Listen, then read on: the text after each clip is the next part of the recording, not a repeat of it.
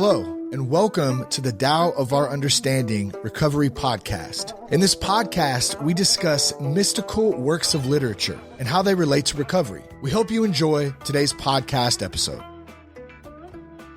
Hello, this is Buddy C. Welcome to the Tao of Our Understanding Recovery Podcast. Today we have Heidi and Jen and Drew and Carrie and Scotty at the moment. Hopefully we'll have some more bounce in, I'm sure. Today we'll be discussing the 6th verse of the Tao Te Ching and how it relates to our recovery. Any announcements, go to buddyc.org.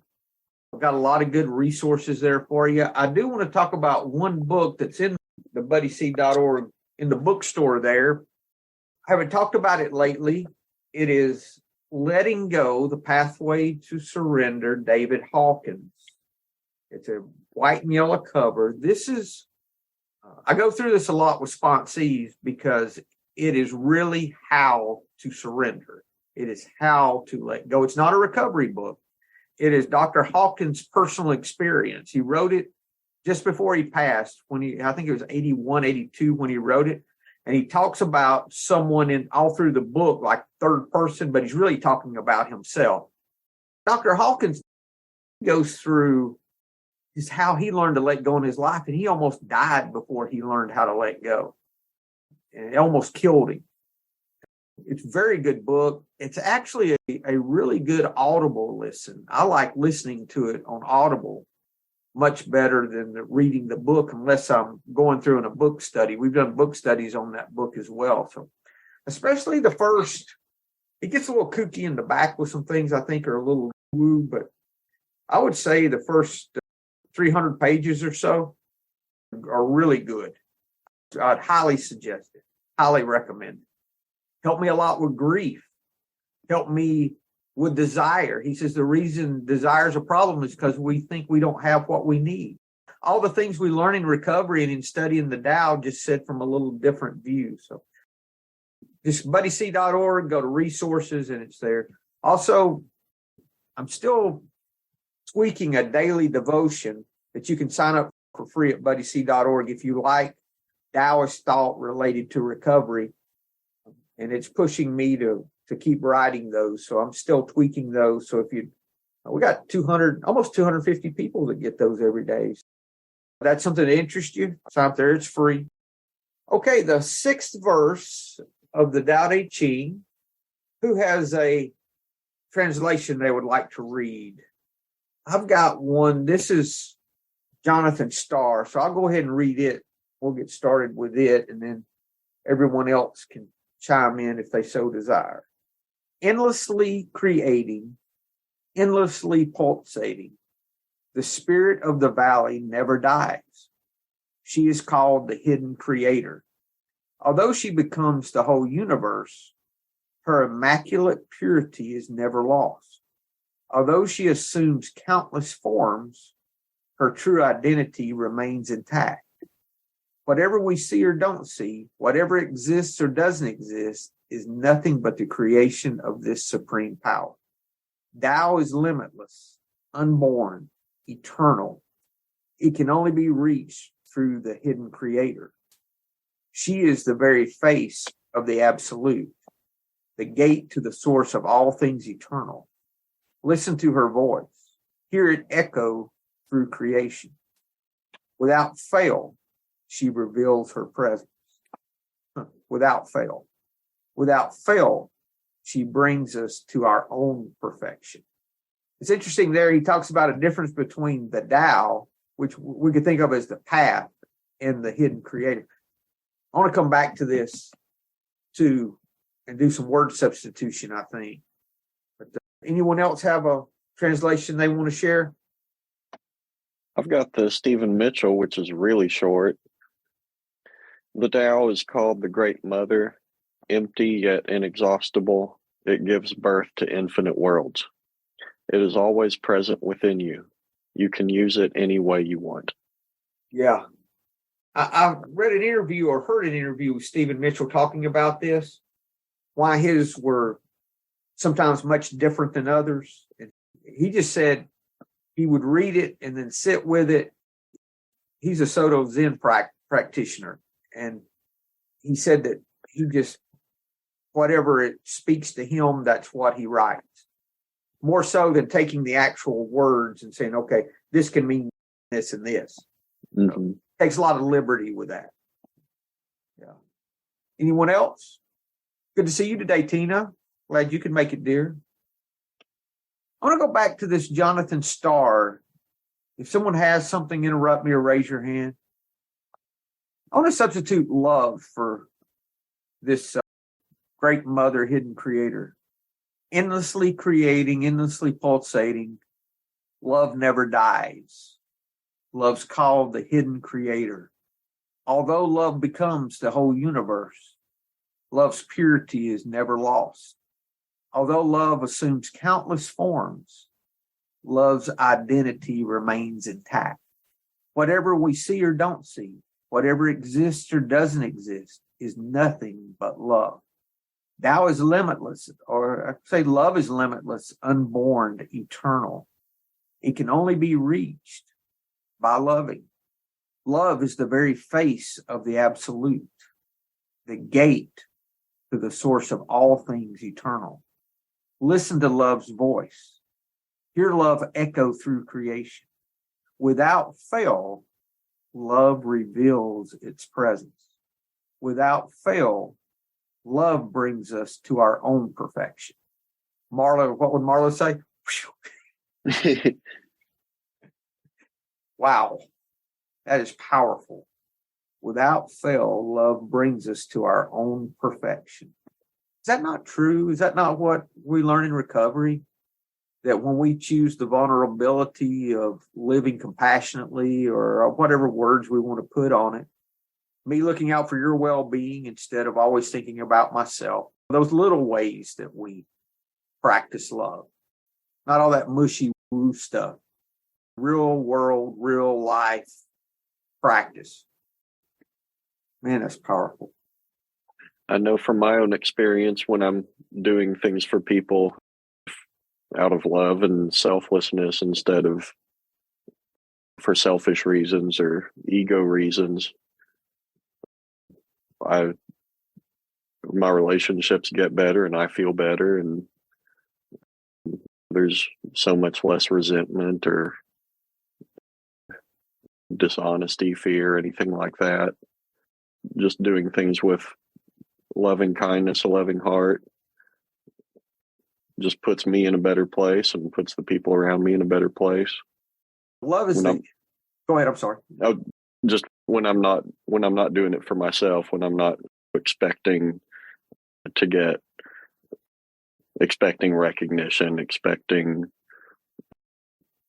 something in exchange for what I'm doing. If I'm just doing it out of love for somebody, I know it makes myself and everyone around me a lot more peaceful. McDonald's translation, the spirit of emptiness is immortal. Immortal. It is called the Great Mother because it gives birth to heaven and earth. It's like a vapor, barely seen, but always present. Use it effortlessly. How do we use my use of love becomes effortless, or when I choose to be compassionate, I experience that ease, I guess is a way to say it. Back to Jonathan Starr, it said that, talked about the hidden creator. And that's a good description of compassionate living, I think, or loving kindness, whatever words you want to put on that. For example, when I do amends, let's say, or have a resentment, at first I said, why is it going to help me to pray for them? That makes no sense at all. I don't want to pray for them. I want to go fuck them up. I want to do the opposite. How can I get even? But that ease that I'm looking for is hidden in the compassion. So my question becomes, how can I get compassion into this? How can I get love in this? And that can start with, how can I find gratitude in this situation or this person? And if I start there, then maybe I can get to the point to where I can show them compassion. And if I'm just open to showing compassion, things just pop up and bubble up. And I'll just think, oh, why don't I do this? Or how about this? Or I will have a meeting with a sponsee, and a sponsee will have a similar issue that I'm dealing with. Happens all the time. All the time. Or recently I had a conversation with a sponsee before we were going to read the text that we were going to read for that day. And the text matched what we were talking about before we read the text, and we didn't know what text we were going to read. Happens all of the time. That's that thread of virtue, compassion, whatever you want to call it, the day, T-E, virtue, that threads through all of this whole path. That's why it's the Tao Te Ching, the path of virtue. Man, it's good. Hey, buddy. You know how you put love in there? Yes. What if you put now? How does that change it? Oh, wow. Let's try it. Endlessly creating, endlessly pulsating. The spirit of the valley never dies. She is this present moment. Although the present moment or now is the whole universe, the moment's purity is never lost. I can see that because it would go from one moment to the next. They're never the same. They're never old. The moment's never old. Although the moment assumes countless forms, its identity remains intact. Whatever we see or don't see, whatever exists or doesn't exist, is nothing but the moment. The moment is limitless, unborn, eternal. The moment is the face of the absolute, the gate to the source of all things, eternal. Listen to the moment. Hear it echo through creation. Without fail, the moment reveals its presence. Without fail, the moment brings us to our own perfection. Is that what you wanted? Yeah, that was awesome. That was really good. That's a great idea. Because I was thinking, living in the moment is so hard for me through recovery. I've been doing some service work, either chairing meetings or going to rehab and talking to people there. And when I first started doing it, I'm still always worried about me. What am I going to say? What are they thinking about me? Am I letting someone talk too long? But the more I do it, the more, I can learn to be in the moment with it. Yeah. It's been helpful. So that's some of the practice of it.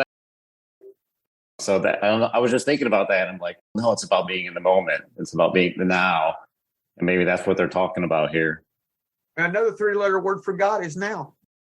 How about this? Whatever we see or don't see, whatever exists or doesn't exist, is nothing but the creation of love or the moment. How often, that's the source of my angst, isn't it? Where I want things to be different. Things are not the way they're supposed to be. Why are things not like this? I would be happy if things were like this. That's saying regardless, what I see or don't see, what exists or doesn't exist is nothing but love.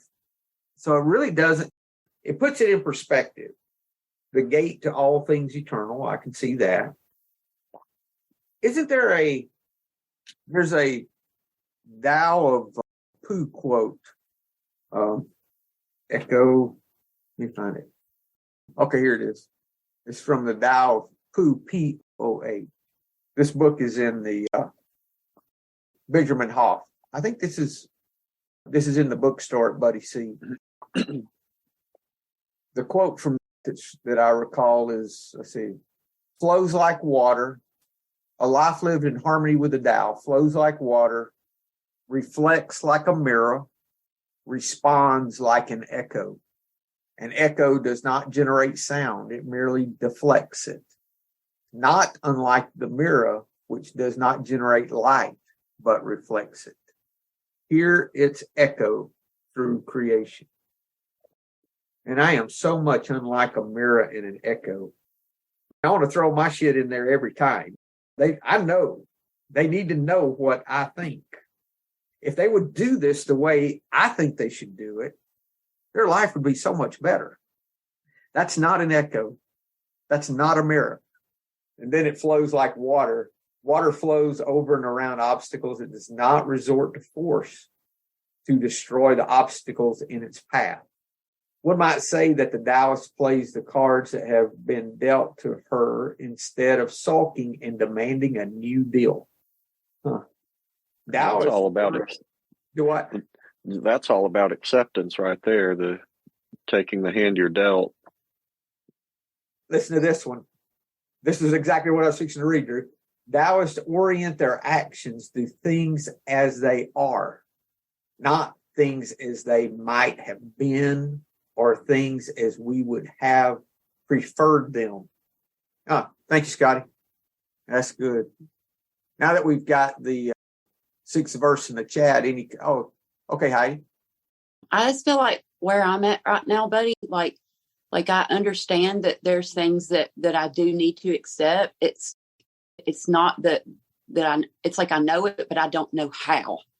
Like there's, and that's what I'm learning right now. It's like, what do I need? What tools do I need to put in my toolbox for me to accept this?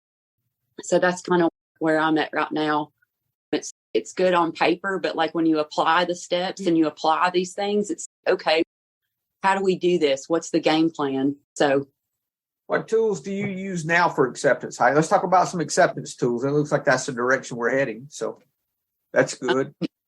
Love and tolerance, love and compassion, like affirmations, mantras.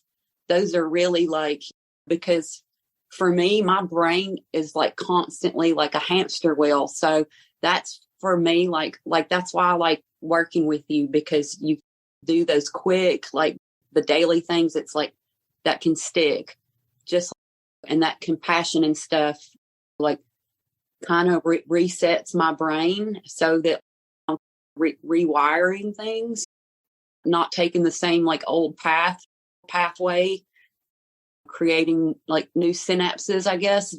That's one that really helps me, is that. But how do you apply that?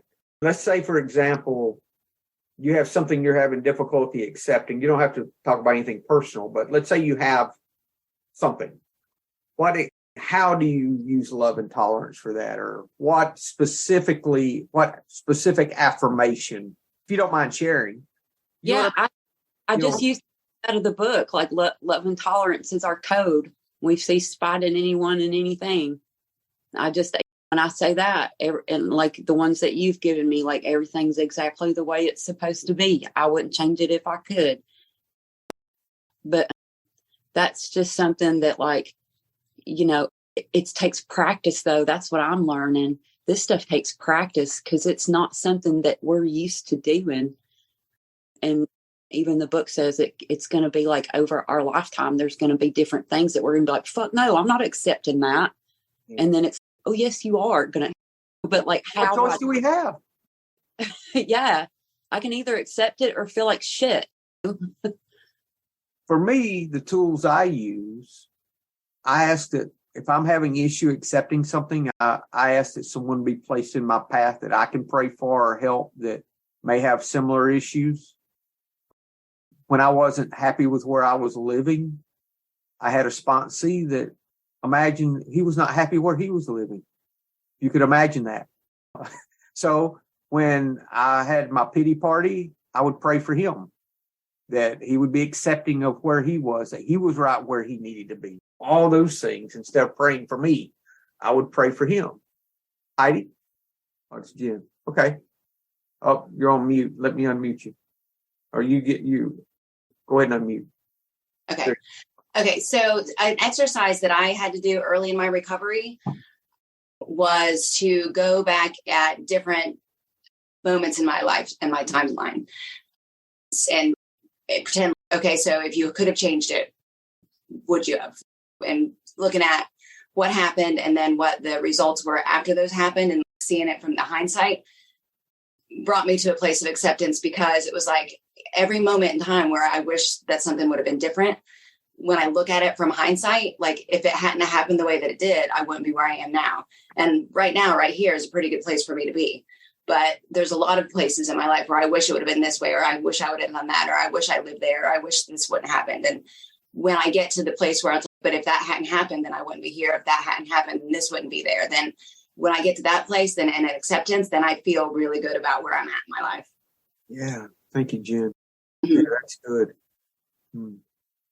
Yeah, I want to echo what Jen said. That's something that's really helped me over the years, is thinking,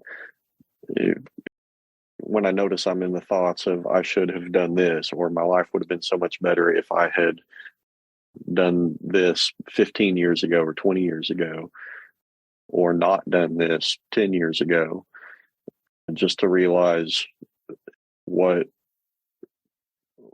were the things that I'm grateful for now that are a result of what I went through then, the decisions I made then.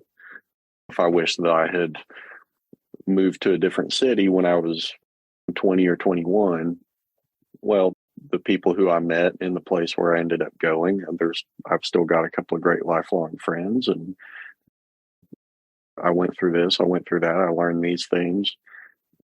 So I'm really grateful for having been there. Otherwise, I wouldn't have these friends in my life. So when I notice I'm in those thoughts of I should have done this, my life would have been better if I had made this decision, or if I hadn't done that, looking at that decision that I'm thinking about, the decision I'm regretting, and then trying to find some gratitude for going through that thing that I wish I hadn't gone through. That really helps me be more at ease with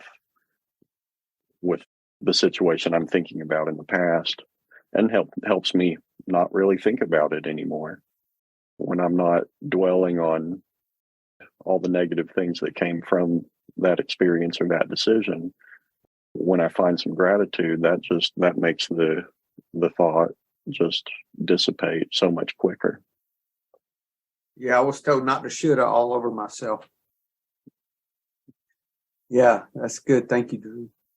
Anyone else? What other tools do you guys use? You know, I talk about it all the time, the two that I primarily use, and I did not learn them from AA. I learned them from my Zen Buddhist friends. It's funny, I learned it from some of the teachings, but I don't think they practice this in acceptance the way that I heard the tools there, but I don't know if they heard them or what. But the two I use are thank you for everything. I have no complaint whatsoever, which is very difficult at times. But I used to thank you for everything, repeat it and sit with it until I get an ease. And then the second one, which is more difficult, is whatever it is I would like to change. I say, I would not change blank, whatever that is, even if I could. And that's even more difficult. Stay with that for a while. And eventually I can get some acceptance. It reminded me, yesterday was the 2-year anniversary of my son getting sick. And today would have been 2 years ago that I actually got some acceptance with that and used those two tools for a couple of hours sitting and got some peace with it. So from personal experience, I know that it worked for me. Scotty? Hey, everybody. Great meeting so far. Buddy touched on what I was going to say a little bit there. For me, acceptance takes some time and it takes some patience. I'm guilty of wanting to hurry up and accept something so I can move on, rapidly trying to find gratitude and humility, and run through as many tools as I can as fast as I can. And I just spin my tires usually. So it's going to take some patience, it's going to take some sitting with it. But if I can talk too, just a little bit about the verse, the Star translation specifically using words like endlessly and whole universe, limitless, unborn, and eternal, it makes me think a lot about God or love or the moment being everywhere at all times. For me, I came into recovery spiritually vacant, just a hole, a black hole, nothing there. And I spent the first year or so spinning my tires again, looking for what God is or was, or how to love, or how to do these things. without any success. Again, rushing through this process. And for me, it turned out that when I stopped trying to seek and find out and understand, I realized that it was all just there. And for me, the verse makes me think about page 55 in the big book, the We Agnostics chapter, where it says, deep down in every man, woman, and child, there is a fundamental idea of God. It may be obscured by calamity, by pomp, by worship of other things, but in some form or other, it is there. I get comfort in knowing that I don't have to be in charge, that I don't have to hurry up and accept. I don't have to have everything figured out. I can be patient. But patience is something I also need to learn and work on. And that, in a sort of paradoxical way, comes from accepting that I can't yet accept it. That's all I have. Thank you. Thanks, Scotty. Buddy, I was just thinking that maybe a manifestation of that acceptance. I've been doing some service work with my home group and chair meetings, and there's a Friday noon meeting I was chairing yesterday, and I walked in and there was like maybe 20 women and then me. So it was almost like a women's meeting that like someone invited somebody, and I was like, that would just the old me would have just been just totally in self for all different types of reasons. But I decided to, in my mind, just to, what's the mystery here? What's going on with this? And so I decided to be patient with it, just do the best I could, chairing this meeting. And it turns out there was another guy that kind of walked in late. So there was just me and this other guy. And at the end, the mystery was I got to connect with this new person that hadn't been in the meeting. And if I hadn't been there, it would have been really awkward for a new person to walk in to just an all-women's meeting. And that's the acceptance, right? You don't know what's going to happen. I could have had all kinds of expectations and not accepted the issue and been in self the whole time. Just, if I could just remember to wait for the mystery to happen, it did. It was pretty amazing. Thanks, Gary. Drew, you have something? Yeah, just thinking about when the mantras and the thoughts about gratitude for what I've been through, sometimes that stuff just doesn't work. Sometimes there are times when I'm trying to think my way into feeling better about a situation, think my way out of the thought pattern I'm in. And sometimes I can realize that my thoughts about my thoughts are not being helpful right now. It's just pouring gas on the fire. I'm just fanning the flames, trying to solve my thoughts with more thinking just isn't really doing it. And when I'm lucky enough to realize that, I just try to focus on my breath, focus on what I'm sensing physically, focus on the parts of my body that are touching the chair, focus on how my feet are interacting with the ground, focusing on the sounds that I can hear, the things that I can see without having judgments about them, without having criticisms, without, oh, I wish this chair were more padded, that sort of thing. But just accepting what I'm feeling in the moment, focusing on that, focusing on the sensations. That's definitely a tool that I have picked up recently. One of those things I wish I'd picked it up earlier, but it's come into my life at the right time. And I definitely notice a lot more peace when I can get into those moments, get out of my circular thoughts, get out of trying to force my thoughts to do something else. Just taking a break from that, pushing them aside, sending my thoughts to time out. Doesn't always work, but it's a tool that does help me. That's part of the practice, isn't it, Drew? I know when I started meditating, I didn't know anything about meditation, so I subscribed to Headspace for a year and went through a bunch of Andy's meditations and went through all kinds of ones that he had about all kinds of different things. And one of his examples was how to treat thoughts. And that's when I realized my thoughts were not me. And he used a couple of good examples.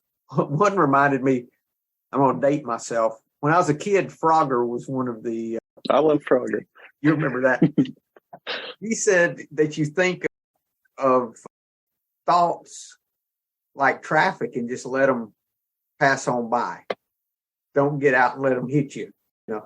And then the other example he used was clouds. Just think of thoughts like a cloud that's just passing by. You don't have to stay with the cloud or do, you just let it pass. That thought is not you. That is a practice. And that's a good reminder. Thank you, Drew. When did you first realize that you weren't your thoughts? Do you recall when that was? I had an epiphany. I was reading a book, great book, called A Liberated Mind by Dr. Stephen Hayes. And there's a chapter in there on, he calls it diffusion. So you are fused with your thoughts when you're in trouble. And if you can defuse yourself from the thoughts, realize that your thoughts aren't you don't have really any connection to them.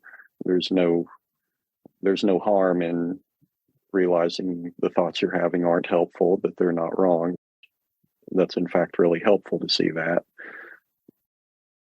That chapter was an epiphany for me. I'll get that information after the meeting and I'll put that book in the bookstore so we'll have access to it easily. Thank you, Drew. Tina. Good morning, everybody. Yeah, this made it helped when you switch the words to God and to love and to the present moment. That was the most profound one for me, because that's been my journey. Part of my journey lately is trying to stay in the now, trying to stay present. That's where everything is. They say Eckhart Tolle and Power of Now talks about you can't have anxiety and be in the present moment. When you're fully engulfed in the present moment and all your senses and your sense of smell and feel and touch and what you can see, you can't focus on those things and be stressed at the same time. But also, just like the rest of the verse said, the now is where all of those things, it's endless. I liked when you said God, moment, and love. I think Zoom user said God, moment, and love is everywhere all the time. And that it all checks out. Can we switch this? Can we switch this? And we're told we're not to shut the door on our past. It's just like the thoughts, and we use it and then let it go. And the future, if we're handing our will over, and I like the sign that somebody has hanging on their wall that says something along the lines of, enjoy your day, I'll take care of all your troubles, God. If you just put your will over, so the only thing you have is the present. And if you're in the future, you're in the past, you're skipping over the only part of life that's real. And that's where I was living. And until I realized that, I was living in the past, living in the future, and not living in the moment. It's hard for me to live in the moment because my mind gets going. And when my mind gets going, it's not like it's filling my head with amazing thoughts. It's all the negatives. I have a lot of just dark negatives, and I have to consciously, buddy, like what you said, pray for people, pray for other people, pray for people I may have a resentment with. And I am aware I still have all of these. I'm working on getting all of these things out.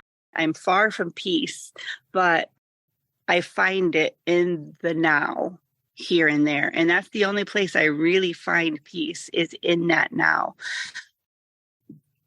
When I choose compassion, it's easier to find compassion for other people than myself. And so that's where I'm hoping that it's going to go also, by practicing compassion for others. But that's also a way to get me out of my own head. So that's my thoughts and a few of my tools that I use. But yeah, the other tool I use is Byron Katie, who's Stephen Mitchell's wife. I talk about her often because she has changed my way of looking at acceptance. She does what's called the work, and it's 4 questions that she asks you. And I actually have her app that I use a lot, is 99 cents. And all her printables, everything's free. She has everything available. She's got great sheets for teens, kids, and adults to do the work. And what it is basically is, she says, is that really true? Tina, are you really letting your loved ones down? Is it true? Can you be sure it's true? And she does this work where it turns it into looking inward. So with that said, if I can find the compassion for myself, I can find it better for others. But pure acceptance and living in the now are 2 of my main things that's going to get me there. And it seems so easy, but I struggle with them. Yeah, anytime I argue with the what is when I struggle. And so acceptance is the answer to all my problems today. Thanks for letting me share that. It might be the answer, Tina, but where the fuck is it sometimes? Yep. Yeah. Yeah. Drew. Yeah, I want to plug Byron Katie too. I've heard you talk about her for several years, and I picked up her book, went through it, really helpful, and found out that she puts out once a week a podcast episode for free where she goes through the work with somebody in real time. So somebody brings up a problem that they have, and Byron Katie goes through the work with that person on that problem for a good hour or so. And it's a really good way to hear the work in action, hear somebody else go through the process of answering these questions in real time. So it usually comes out once a week, usually about an hour long, but it is really helpful. Thanks, Drew. I'll take a look at that. And we also have 2 of her books in the bookstore. And if you look back in prior episodes, search for Byron Katie.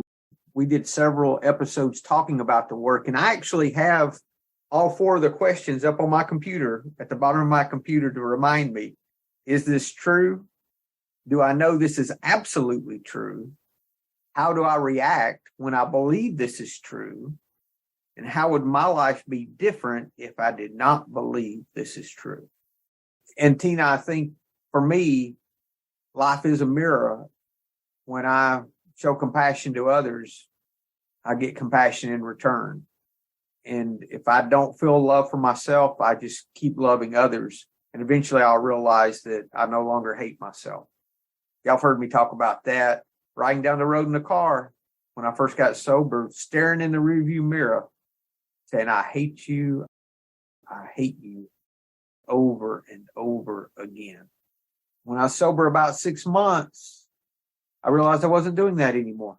I didn't have to stop. Scotty, it's like we were talking about this morning. My actions just changed on their own when I started doing the right things. Yes. The interesting thing about the moment, too, raise your virtual hand if you got something, or unmute. I thought it was change. The only constant is change. And my reasons for difficulty with acceptance is that I want to grasp onto things and keep them from changing. I don't want things to change. I want them to stay the same. I can go somewhere one time, and when I come back, I want to park in the same parking place. I don't know why that is, or sit in the same seat. It's just like that. So not only is everything going to change, everything is changing constantly. It's not that it's going to change. It is changing all the time. And once I started seeing that, it's that holding on with an open hand like we talked about before. And it reminds me of the moment being like a wave in the ocean. And you can't just be on the wave for a second, stop. That doesn't happen. The wave moves all of the time. It never stops. And for me, it really resembles just riding that wave of the moment all of the time. Is the best description for me of what the moment is, because the moment is not a fixed thing. It's constantly changing. So I have to be aware that life is ever changing. And the more I try to hold on, because my fear wants things to be fixed, to feel it's got things figured out, that there's no surprises, that gives me a false sense of security. And a lot of this is about just letting go of that. Is it really true that things being the same is that security for me? No, it's not. It's not true. Is it true that something changing is a threat to me? No, it's not true. As much as I would like to think it's true, it's not.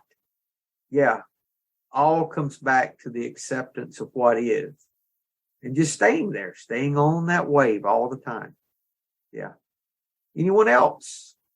Been a good conversation. Thanks, guys. Thanks. Looks like Justin's just listening. Glad to have you today, sir. Just want to make sure you don't have anything to add before we close out.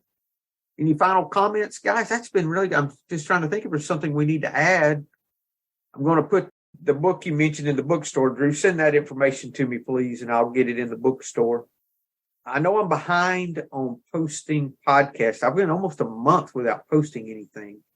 I did not realize it'd been that long. Actually, the last post in June, Gigi Langer, I interviewed. I'm still doing some other interviews and would like for anyone here that has not been interviewed, I would love to do an interview and just talk about your story and how the Tao relates to your recovery. Don't feel obligated, but if you would like to, I'd like to have your story. I'm going to start posting regularly again. I posted the first episode, the first verse last night. So at least once a week. I may post more often to catch up some. We'll just see. Got several interviews too. So right now I think I'm about 4 to 6 weeks behind. Anything else, guys, before we close? If there's nothing else, hopefully we'll see you guys next week. Hello, this is Buddy C. I wanted to make you aware of several recovery-related resources that I've posted in the episode description. These resources include a list of recovery podcasts, a free sober meditation app, daily recovery email, shared Google recovery calendars. Hope you put some of these resources to use and have a great week. Thank you for listening to the Tao of Our Understanding Recovery Podcast. If you enjoyed this episode, please share it with your friends in recovery.